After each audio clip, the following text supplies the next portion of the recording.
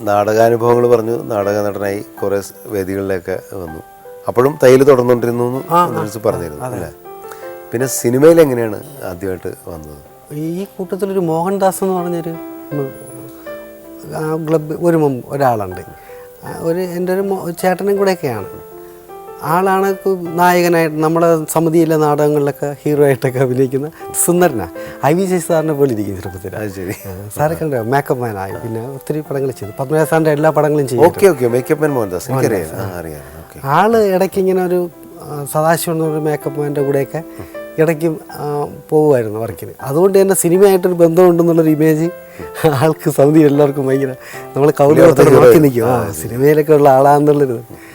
അപ്പം മോഹനെ ഒരിക്കലും ഇങ്ങനെ മെഡിക്കൽ കളയിലെ കടയിൽ വന്നിട്ട് എൻ്റെ അടുത്ത് ഇങ്ങനെ നിനക്ക് ഒരു സിനിമയിലെ കൂടെ സഹകരിക്കാൻ താല്പര്യമുണ്ടോ, തയ്ക്കാനൊരാൾ ആവശ്യമുണ്ട്, പുതിയതായിട്ടൊരാൾ ലക്ഷ്മണൻ എന്ന് പറഞ്ഞൊരാൾ ഇൻഡിപെൻഡൻ്റായിട്ട് ചെയ്യുവാണ്, ഇരതേടുന്ന മനുഷ്യരാങ്ങനെ, അത് ചൂതാട്ടം. അപ്പോൾ അതിനൊക്കെ തയ്ക്കാനായിട്ട് ഞാൻ ആദ്യം പോകുന്നത്. അങ്ങനെ ഞാൻ പിന്നെ രാത്രി നിന്ന് കടയിൽ ആവശ്യമുള്ളതൊക്കെ കട്ട് ചെയ്ത് വെച്ച് ഏർപ്പാട് ചെയ്തിട്ട് രാവിലെ അവിടെ പോയിട്ട് തിരുവനന്തപുരത്ത് തന്നെയാണ് അവരുടെ ഓഫീസ്. അവിടെ പോയി ചൂതാട്ടം തയ്ച്ചൊക്കെ റെഡിയാക്കി കുറേ നാൾ അങ്ങനെ ഉണ്ടായിരുന്നു. അതാണ് ആദ്യമായിട്ട് വർക്ക് ചെയ്ത പടം ചൂതാട്ടം. വർക്ക് ചെയ്യുന്നത് നെസ്സാറ്, അച്ഛൻ കുഞ്ഞ്, ജയഭാരതി, സാറിന്റെ ഡ്രസ്സ് തയ്ച്ചിട്ടുണ്ടോ? അതൊരു വല്ലാത്ത അനുഭവം. 2-3 സിനിമയ്ക്ക് ചെയ്തിട്ടുണ്ട്.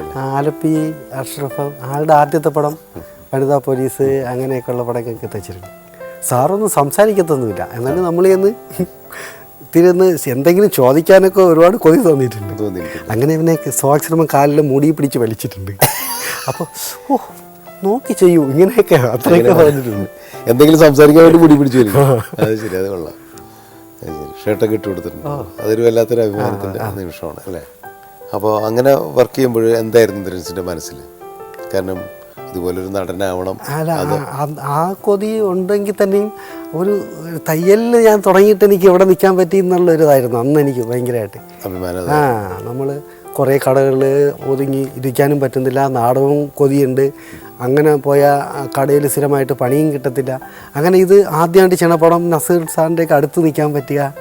അപ്പം നമ്മൾ തയ്ച്ചത് നമുക്ക് തന്നെ പുള്ളി ഇട്ട് കാണുമ്പോൾ അങ്ങനെ ഒരു വല്ലാത്തൊരു സന്തോഷം തോന്നിയിരുന്നു. അതങ്ങനെ കുറച്ച് കഴിഞ്ഞപ്പോഴാണ് പിന്നെ വേലായുധൻ ചേട്ടൻ്റെ കൂടെ പോയി, മദ്രാസിലേക്ക് പോയി. കീഴില്ല പ്രേമഗീതങ്ങൾ, അപ്പോൾ പ്രേമനിവാസൊക്കെ അഭിനയിച്ച ആ പടത്തിനൊക്കെ മദ്രാസിൽ പോയി. കുറച്ച് നാളെ മദ്രാസിലുണ്ടായിരുന്നുള്ളൂ. പിന്നെ വിസ എന്ന് പറഞ്ഞ പടത്തിൽ വേലായുധൻ ചേട്ടൻ തന്നെ അഭിനയിക്കുക ഒരു ക്യാരക്ടർ. അത് ദുബായിലൊക്കെ വെച്ച് ഷൂട്ട് ചെയ്തത്, വെറുതൂർക്ക നായകനായിട്ട് പടം. അപ്പം അതിന് വേലായുധൻ ചേട്ടനൊക്കെ അഭിനയം. അപ്പോഴും പോലാണ് എനിക്കും എന്നാൽ പിന്നെ എനിക്കും അഭിനയിക്കാറുണ്ട്. വേലായുധൻ ചേട്ടൻ എന്നെക്കാൾ ഇത്തിരി കൂടുതലേ ഉള്ളൂ. അങ്ങനെയായിരുന്നു കൂടുതൽ ആഗ്രഹമാണ്. പിന്നെ ആദ്യമായിട്ട് സിനിമയിൽ അഭിനയിക്കുകയാണ് ചെയ്തത് ഇൻഡിപെൻഡൻ്റ് ആയിട്ട് കോസ്റ്റ്യൂം? ആദ്യത്തെ പടത്തിൽ തന്നെ അഭിനയിച്ചു സാർ. ആ പ്രൊഡ്യൂസറൊക്കെ എൻ്റെ നാടകം കണ്ടിട്ടുണ്ട്. അമച്ചർ നാടകമൊക്കെ നമ്മൾ കളിക്കുന്നത്, ഹിമോ എന്ന് പറഞ്ഞ നാടകം കളിക്കുന്ന ആൾ കണ്ടിട്ടുണ്ട്. ആ പുള്ളി പിന്നെ ഒരു ചെറിയ പപ്പുകെട്ടനായിട്ടൊരു ക്യാരക്ടർ തന്നു. മറ്റേ മൗസാറിൻ്റെ സ്റ്റുഡിയോയിലേക്ക് വെച്ചിട്ടായിരുന്നു. അപ്പോൾ അത് കഴിഞ്ഞിട്ട് തന്നെ ഡബ് ചെയ്യാനും എന്നെ തന്നെ വിളിച്ചു. അപ്പോൾ ഇവിടെ തരങ്കണി സ്റ്റുഡിയോ തിരുവനന്തപുരത്ത് തുടങ്ങിയ സമയത്താണ് ഡബ്ബിങ്ങൊക്കെ അവിടെ തന്നെയായിരുന്നു.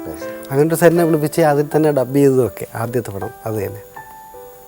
അപ്പോൾ ആദ്യം കോസ്റ്റ്യൂം ഡിസൈനറായിട്ട് അല്ലെങ്കിൽ അസിസ്റ്റൻ്റായിട്ട് വന്ന പടത്തിൽ തന്നെ അഭിനയിക്കുകയും ചെയ്തു. അത് പപ്പുവേട്ടൻ്റെ കോമ്പിനേഷനിൽ. അപ്പോൾ 2 ജോലിയും കൂടി ഒരുമിച്ച് തുടങ്ങിയത് തന്നെ വേണമെങ്കിൽ പറയാം അല്ലേ? പിന്നെ ഇൻഡിപെൻഡൻ്റ് ആയിട്ട് കോസ്റ്റ്യൂമറായിട്ട് വർക്ക് ചെയ്ത പടം ഏതാണ്? അത് ഒരു 3-4 പടം കഴിഞ്ഞപ്പോഴത്തേക്കും പിന്നെ പ്രിൻസിപ്പൽ ഒളിവിൽ എന്ന് പറഞ്ഞൊരു പടം, INC നായർ സാറൊക്കെ ക്യാമറാമാൻ ആയിരുന്ന സമയത്തൊരു പടം വടക്കംപറൂർ ചെയ്യാൻ പോയിട്ടുണ്ട്. പക്ഷെ ആ പടം പിന്നെ തീർന്നില്ല, പകുതിയിലായിപ്പോയി. അങ്ങനെ പിന്നെ അത് ഇറങ്ങിയിട്ടില്ല. പിന്നെ ചെയ്തത് ഇതാണ്, ഷാജി സാറൊക്കെ ആയിരുന്നു ക്യാമറ ചെയ്ത പ്രിൻസിപ്പൽ ഒളിവിൽ. അതാണ് ഇൻഡിപെൻഡൻ്റ് ചെയ്തത്. പിന്നെ അങ്ങോട്ട് തുടർച്ചയായിട്ട് തിരുവനന്തപുരം ചുറ്റിപ്പറ്റിയുള്ള പടങ്ങളേ ഉള്ളൂ. മറ്റേ യൂണിയൻ പ്രശ്നം, കാർഡ്, അങ്ങോട്ട് പോകാൻ അറിയില്ല, അങ്ങനെ ചെയ്തു പോയിരുന്നു. അങ്ങനെ കുറേ ചെയ്ത് നമ്മുടെ പ്രാദേശികമായിട്ട് നടക്കുന്ന പടങ്ങളൊക്കെ എങ്ങനെയെങ്കിലും തട്ടിക്കൂട്ടി ചെയ്യുന്നതാവും. അപ്പം 2-3 ജോലിക്കാരും കൂടെ ഉണ്ടാവും. തീരുമ്പോഴത്തേക്ക് അവർക്ക് കൊടുക്കാനുള്ള കാശ് പോലും കിട്ടത്തില്ല. അങ്ങനെ പല പ്രാവശ്യം ആയപ്പോഴത്തേക്ക് അമ്മ പറഞ്ഞു ഇനി അങ്ങനെ വേണ്ട. അമ്മ ചെറിയ ചിട്ടി പിടിച്ച പൈസയ്ക്ക് എനിക്ക് തന്നിട്ടുണ്ട്. ലാസ്റ്റ് ഇവർക്ക് പിരിച്ചുവിടാനൊക്കെ പൈസ ഇല്ലാണ്ടായിട്ടുണ്ട്. അങ്ങനെ പിന്നെ അതങ്ങ് മതിയാക്കി. അങ്ങനെ ഇരിക്കുമ്പോഴാണ് പിന്നെ പത്മരാജൻ സാറിൻ്റെ പടം ചെയ്യാനായിട്ട് സുരേഷ് ഉണ്ണിത്താൻ വിളിക്കുന്നത്. അത് ഏതായിരുന്നു പടം? അപരൻ. നമുക്ക് പാർക്കാൻ മന്ദിരത്ത്. നമുക്ക് പാർക്കാൻ മന്ദിരത്ത്. അത് ഇന്ദ്രൻസാണ് അതിൻ്റെ. അതുപോലെ പിന്നെ സാറിൻ്റെ സാർ മരിക്കുന്നതിന് സാറിൻ്റെ എല്ലാ പടങ്ങളും ചെയ്യായിരുന്നു. ഞാനും മറ്റേ മോഹൻദാസ് അണ്ണായിരുന്നു മേക്കപ്പ്. അങ്ങനെയൊക്കെ പറഞ്ഞിട്ട് തന്നെയാണ് അതിൽ എന്നെ വിളിക്കുന്നത്. അപ്പോഴും പോലെയാണ് ഇതിൻ്റെ ഒരു വിലയും അറിയുന്നുള്ളൂ. അതൊന്നും എനിക്ക് നമ്മുടെ ഉപജീവനത്തിനും അത് നല്ലതാണെന്ന് ബോധ്യമാവുന്നതൊക്കെ സാറിനോട് കൂടിയ ശേഷം തന്നെയാണ്. അതൊരു വല്ലാത്ത അനുഭവമാണ് അല്ലേ? പത്മരാജൻ്റെ പോലെ ഒരു പ്രതിഭാതനായിട്ടുള്ള സംവിധായകൻ്റെ കൂടെ ഇത്രയും പടങ്ങൾ ചെയ്യാം അല്ലേ? വലിയ വലിയ പടങ്ങൾ. നമുക്ക് ഓർക്കാൻ മുതിരത്തോപ്പ് അല്ലേ? അപ്പോൾ അന്നിപ്പോൾ ഇത് പൊതുവെ ഇപ്പോൾ നമ്മൾ കോസ്റ്റ്യൂം ഡിസൈനിങ് എന്നൊക്കെ പറയുമ്പോൾ ഇപ്പോൾ കുറച്ചും കൂടി ആൾക്കാർ ശ്രദ്ധിക്കുന്നുണ്ട്. അന്ന് അങ്ങനെയൊന്നുമില്ല. അന്ന് തയ്ച്ചെന്തെങ്കിലും ഇടാന്നുള്ള രീതിയിൽ തന്നെയായിരുന്നു. അപ്പോൾ എന്തെങ്കിലും രീതിയിൽ അതിനെക്കുറിച്ച് പഠിക്കാനൊക്കെ ശ്രമിച്ചിട്ടുണ്ടോ? ഒരുപാട് കാര്യങ്ങൾ സാർ. അതിന് മുമ്പൊക്കെ ചെയ്യുമ്പോൾ നമ്മൾ എല്ലാം കുറേ നിറങ്ങളിങ്ങനെ കൊണ്ട് നിറയ്ക്കുന്നേ ഉണ്ടായിരുന്നുള്ളൂ. അളവിന് തച്ച് നിറയ്ക്കുക. ക്യാരക്ടർ അതിനെക്കുറിച്ചൊന്നും അറിയില്ല. ആരും അങ്ങനെ സീരിയസ് ആയിട്ട് എടുക്കുന്നതായിട്ട് കാണുന്നുമില്ല. അങ്ങനെ ഉണ്ടായിരുന്നുള്ളൂ. ഇപ്പോൾ സാറിൻ്റെ അടുത്ത് ചെന്നതിന് ശേഷമാണ് സാറ് കഥ പറഞ്ഞു തന്നോ എന്ന് ചോദിക്കും. അപ്പം ഉണ്ണിത്താൻ ചേട്ടൻ കഥ ആദ്യമേ പറഞ്ഞു തരും. അപ്പോൾ ആ ഡോക്ടർ അങ്ങനെ ഈ നിറം ഉപയോഗിക്കും, അതില്ല, അങ്ങനെയൊക്കെ സാറിങ്ങനെ വളരെ കാര്യമായിട്ട് പറഞ്ഞു തരുമായിരുന്നു. അപ്പം അതുകൊണ്ട് തന്നെ സംശയം ഉള്ളതുകൊണ്ട് തന്നെ ഒരെണ്ണത്തിന് പോലെ ഒരു 3-4 എണ്ണം കടയിൽ പറഞ്ഞിട്ട് സാറിനെ സെലക്ട് ചെയ്യിച്ച് അങ്ങനെ കൊണ്ടുപോകും.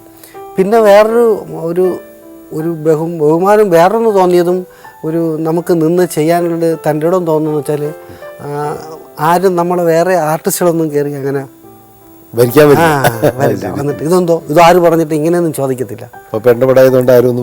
സാറ് പറയുന്നത് നമ്മൾ മര്യാദയ്ക്ക് ചെയ്ത് കൊടുത്താൽ പിന്നെ ഒന്നും വേണ്ട. അതുകൊണ്ട് കുറെ കൂടുതൽ സന്തോഷം തോന്നിയിട്ടുണ്ട്. ഇപ്പോൾ മിക്ക ആൾക്കാർക്കും അനുഭവം ഉണ്ടാകും. ഇപ്പോൾ മേക്കപ്പ് മാനായാലും ശരി, കോസ്റ്റ്യൂമർ ആയാലും ഒക്കെ ശരി, ഏതെങ്കിലുമൊക്കെ ആർട്ടിസ്റ്റിന് വളരെ മോശമായിട്ടുള്ളൊരു പെരുമാറ്റം ഉണ്ടായിട്ടുണ്ട്. പേര് പറയേണ്ട ആർട്ടിസ്റ്റ് അല്ല ഉണ്ട്, ഒരുപാടുണ്ട്. കൂടുതലും പെണ്ണുങ്ങളാണ് ആണല്ലേ?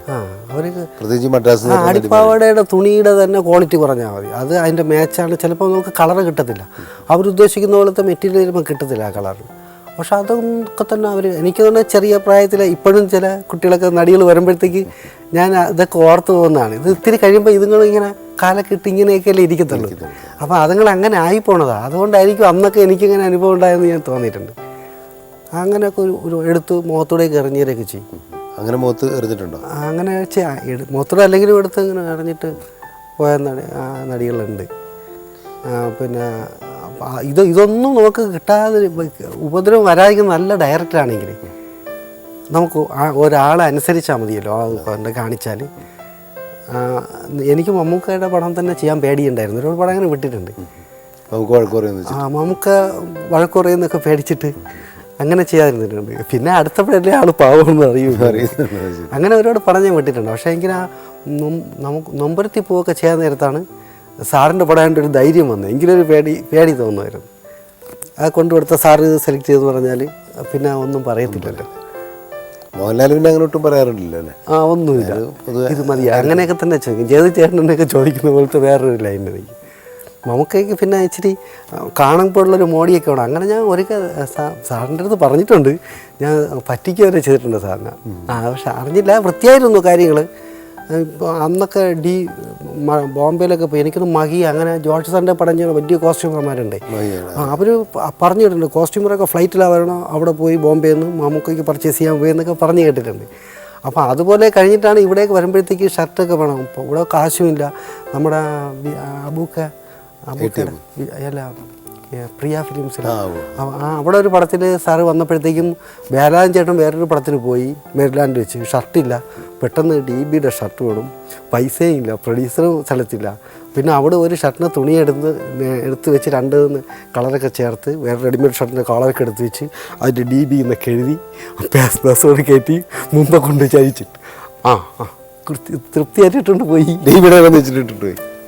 ഈ പ്രോഗ്രാം കാണണ്ടെങ്കിൽ നമുക്ക് പിടിച്ചോളൂ. മുമ്പൊക്കെ ഇങ്ങനെ പറഞ്ഞ് എപ്പോഴോ യാതൊരു മനോരമയിലെന്തോ സാറിൻ്റെ എന്തോ ഒരു കുറ്റം പറയാൻ കിട്ടിയൊരു അവസരം ആ സമയത്ത് തന്നെ ഞാനിത് പറഞ്ഞ വാചകമേള എന്ന് പറഞ്ഞ അടുത്ത് വെച്ച് എഴുതിയിരുന്നു. ആർക്കായാലും ദേഷ്യം തോന്നിപ്പോയി. കറക്റ്റ് അന്ന് ഞാൻ രാവിലെ ഒറ്റപ്പലത്ത് മുമ്പ് ചെന്ന് ചാടുകയും ചെയ്തു. എന്ത് പറഞ്ഞത്? ഞാൻ വായിച്ചു എന്നൊക്കെ പറഞ്ഞിട്ട്. എന്തായാലും കൊള്ളാം ഈ ഇങ്ങനെ പറ്റിക്കണത്. കാരണം ഈ ചില ആർട്ടിസ്റ്റുകൾക്ക് വൃത്തിയില്ലാണ്ട് ചെയ്തു പോയത്. അതെ, ഈ ബ്രാൻഡ് തന്നെ വേണം, അതല്ലെങ്കിൽ അല്ല മമ്മൂക്കാനെ പറ്റി പറഞ്ഞാൽ ഇങ്ങനെ പല ആൾക്കാരുണ്ട്. ഇപ്പോൾ ഇന്ന സ്ഥലത്ത് തന്നെ പാൻറ്റൊക്കെ സ്റ്റിച്ച് ചെയ്യിക്കണം, ഈ സൂട്ടൊക്കെ സ്റ്റിച്ച് ചെയ്യിക്കണം എന്നൊക്കെ പറഞ്ഞു. അങ്ങനെ പറയും. ആ ആൾ തന്നെ വേണം, ആ മെറ്റീരിയൽ വേണം. അങ്ങനെ മഹി ഒരുപാട് പറ്റിച്ചിട്ടുണ്ട്. സംസാരിച്ച മഹി പറയാ അതൊക്കെ അവർ പറയും. സെയ്ദ് ബോക്കർ എന്ന് പറഞ്ഞ ഒരു സ്ഥലത്ത് തന്നെ പാൻറ് തയ്ക്കുള്ളായിരുന്നു നമുക്ക്. അപ്പൊ ഈ സെയ്ദ് ബോക്കറിന്റെ ഇത് കൊണ്ട് കിടക്കണ്ടായിരുന്നു, ലാബില് കൊണ്ട് കിടന്നിട്ട് എവിടുന്ന് തയ്ച്ചിട്ട് അത് സ്റ്റിച്ച് ചെയ്ത് പിടിപ്പിച്ചിട്ട് മഹി അങ്ങനെ കൊടുത്തിട്ടുണ്ടെന്ന് മഹി എന്നോട് പറഞ്ഞിട്ടുണ്ട്. അപ്പൊ അങ്ങനെയുള്ള നിവൃത്തിയില്ലാണ്ട് വരുമ്പോൾ ചിലപ്പോൾ ചെയ്യേണ്ടി വരും അതൊക്കെ. കാരണം അവര് വിശ്വാസം വൃത്തിയായിരിക്കാൻ വേണ്ടി പറയുന്ന. അതെ അതെ അതെ. ഇപ്പോൾ കോസ്റ്റ്യൂമർ എന്നുള്ള രീതിയിൽ വന്നപ്പോൾ ഇപ്പോൾ നേരത്തെ എന്തിനും പറഞ്ഞു മുഖത്ത് ഡ്രസ്സ് വലിച്ചെറിയുന്നു. കാരണം അത് ഒരിക്കലും നമ്മൾ ചെയ്യുന്ന തൊഴിലിനെ വല്ലാണ്ട് അല്ലേ, ആര് ചെയ്താലും ശരി, ആയമാരും ശിങ്കിടിയൊക്കെ ആയിട്ട് ഇപ്പൊ പിന്നെ അങ്ങനെയൊന്നുമില്ലല്ലോ. പക്ഷെ ഇപ്പൊ എത്ര നല്ല അല്ല ഇപ്പോഴും ഇല്ലെന്ന് പറയാൻ പറ്റില്ല. ഈ അടുത്ത കാലത്ത് എൻ്റെ ഒരു സിനിമയിലൊരു നടി ഇതേപോലെ തന്നെ കൊണ്ടു ചെന്ന ഡ്രസ്സ് ശരിയില്ല എന്ന് പറഞ്ഞിട്ട് കോസ്റ്റ്യൂമേഴ്സിൻ്റെ മുമ്പിൽ വെച്ച് അത് വലിച്ച് കയറി. ഞാൻ പക്ഷെ ഭയങ്കരമായിട്ട് വഴക്ക് പറഞ്ഞു ആ സ്ത്രീനെ. നമ്മുടെ വളരെ പ്രസിദ്ധനായിട്ടുള്ള കോസ്റ്റ്യൂം ഡിസൈനറായിരുന്നു അത് ചെയ്തത്, നമ്മുടെയൊക്കെ ഇപ്പോൾ നമ്മുടെ പടങ്ങളൊക്കെ ചെയ്തുകൊണ്ടിരിക്കുന്നത്. അപ്പോൾ ഞാൻ ആ നടിയെ ഭയങ്കരമായിട്ട് വഴക്ക് പറഞ്ഞു. ഞാൻ പറഞ്ഞു നിങ്ങൾ ഒരിക്കലും ചെയ്യാൻ പാടില്ല, അതുകൊണ്ട് ആ ഡ്രസ്സ് സ്റ്റിച്ച് ചെയ്ത് രണ്ടാമത് കൊണ്ടുവന്നിട്ട് അത് ഇട്ടിട്ട് ഈ സീൻ അഭിനയിച്ചാമെന്ന് പറഞ്ഞു. ഞാൻ പറഞ്ഞത് അല്ലെങ്കിൽ ഈ സീൻ എടുക്കുന്നില്ല, നീ ഈ സീനിൽ ഉണ്ടാവില്ല എന്ന് പറഞ്ഞ് ഞാൻ വഴക്ക് പറഞ്ഞ് അതേ ഡ്രസ്സ് വീണ്ടും ആ കോസ്റ്റ്യൂം മാസ്റ്ററിനെ കൊണ്ട് സ്റ്റിച്ച് ചെയ്യിച്ച് രണ്ടാമത് കൊണ്ടുവന്നിട്ടുണ്ട്. അപ്പോൾ ബാക്കിൽ അത് കീറിയതിൻ്റെ ഇതുണ്ടായിരുന്നു. അപ്പോൾ അത് ഇട്ട് കഴിഞ്ഞാൽ അറിയുമെന്ന് പറഞ്ഞു. ഞാൻ പറഞ്ഞു ഷോട്ട് എടുക്കണ ഞാനാണ്, അത് അറിയാണ്ട് ഞാൻ ഷോട്ട് എടുത്തോളാം എന്ന് പറഞ്ഞു. അത് തന്നെ ഇട്ടാന്ന് പറഞ്ഞ് നിർബന്ധിച്ച് അത് തന്നെ ഇടിപ്പിച്ച ഒരു സംഭവം ഉണ്ടായി. അപ്പോൾ ഇത് കാരണം അവരതിൻ്റെ സീരിയസ്നെസ് അറിയില്ല, നമ്മുടെ തൊഴിലിൻ്റെ ഒരു വേദന അല്ലെങ്കിൽ മഹത്വം. ഓരോ തൊഴിലിനും ഓരോ മഹത്വം ഉണ്ടല്ലോ അല്ലേ. അല്ലെങ്കിൽ പോലും ഇപ്പം ഇതിനെക്കുറിച്ച് മൊത്തത്തിൽ മനസ്സിൽ കണ്ടിട്ടാണ് ഇതൊക്കെ ചെയ്യുന്നത്. ഒരാൾ നിർദ്ദേശിച്ചിട്ടായിരിക്കുമല്ലോ ചെയ്യുന്നത്. അപ്പോൾ അത് അനുസരിക്കുകയല്ലേ വേണ്ടു എന്നതിന് അപ്പുറം അവർ കയറി ഇങ്ങനെ സ്വന്തം ഇഷ്ടപ്രകാരം പറയുമ്പോഴാണ് നമുക്ക് വിഷമം തോന്നുന്നത്. അപ്പം ചിലർ വന്ന് ഒച്ചയ്ക്ക് പറയുമ്പോഴത്തേക്ക് പ്രൊഡ്യൂസറൊക്കെ പതുക്കെ ഇരുന്നിടത്തുനിന്ന് അറിയാതെ മാറി പോയിക്കളയും. അവരെ കാശും പോവും. പിന്നീട് എപ്പോഴും ഈ വേദന ഒറ്റയ്ക്ക് നമ്മുടെ അടുത്ത് ശകാരിക്കും. അതൊക്കെ നോക്കി ചെയ്യാത്തതുകൊണ്ട് ഇപ്പോൾ എത്ര രൂപയായി, കുറച്ചുകൂടെ അതിന് പകരം വേറെ എടുക്കേണ്ടി വന്നില്ല എന്നൊക്കെ പിന്നീട് ശകാരിക്കുകയും ചെയ്യും. അപ്പോൾ എനിക്ക് തോന്നുന്നത് ഇന്ദ്രൻസ് അങ്ങനെ ഒരു സ്ട്രഗിൾ ചെയ്തത് അല്ലെങ്കിൽ ഇതിൻ്റെ എന്താ പറയുക വളരെ ഡൗൺ ടു എർത്ത് ആയിട്ടുള്ള കാര്യങ്ങൾ ചെയ്ത് വന്ന ഒരാളെന്നുള്ള രീതിയിൽ പൊതുവെ പിന്നീട് നടനായപ്പോഴും നമ്മൾ പൊതുവെ പറയാറുണ്ട് ഈ മുഖത്ത് ചായം തേച്ച ഒരു സ്വഭാവം കാണിക്കുന്നു പറയുന്നത്. അപ്പോൾ മുഖത്ത് ചായം തേച്ച് കഴിഞ്ഞപ്പോൾ എന്നെങ്കിലും ഇന്ദ്രൻസിന് തോന്നിയിട്ടുണ്ട് അന്ന് എനിക്കും ഗമ കാണിച്ചളെ ഇവർക്ക് കിട്ടുന്ന പണി കൊടുക്കുക തോന്നിയിട്ടുണ്ടോ? ഇല്ല ഇല്ല, ഞാൻ ഓരോരുത്തരും വഴക്ക് പറയണ കേട്ടിട്ട് പതുക്കെ അങ്ങ് മാറി ശ്രദ്ധിക്കും. എങ്ങനെ അഹങ്കാരി ആവാണ്ട് പോയി. സാധാരണ മുഖത്ത് ചായം തേച്ച് കഴിഞ്ഞാൽ 5-6 പടം കഴിയുമ്പോൾ അഹങ്കാരം വരും. അല്ല സാർ, ഇത് നമ്മൾ കുറേ കണ്ടിട്ടില്ലേ, പെട്ടെന്ന് ഇങ്ങനെ വന്നിട്ട് ഒരു 1-2 പടം കഴിയുമ്പോൾ പിന്നെ കാണാത്ത ഒത്തിരി പേരില്ലേ. അപ്പോൾ സഹിക്കാൻ വയ്യാണ്ട് വരുമ്പോൾ പിന്നെ ആരും വിളിക്കത്തില്ല. അത് കണ്ട് വളർന്നുകൊണ്ട് തന്നെയാണ് ആ ഒരു അല്ലേ.